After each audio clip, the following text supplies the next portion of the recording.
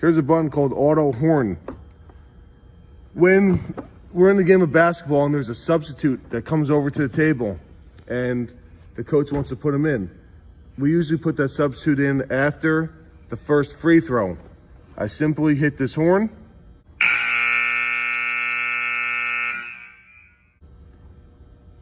Okay.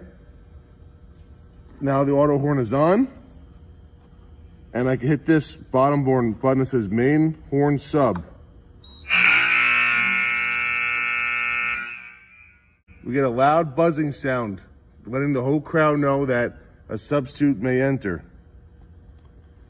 So we always want to have clock down, auto horn on, because when the time is up on the clock, the whole crowd needs to know that time has exhausted.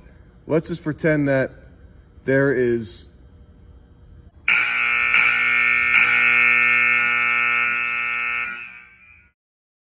I hit clock set, as you see. Okay, I come back down here. I'm gonna click the clock on. Let's watch the time and see if the auto horn goes off in about 5 seconds. It's gonna be very loud.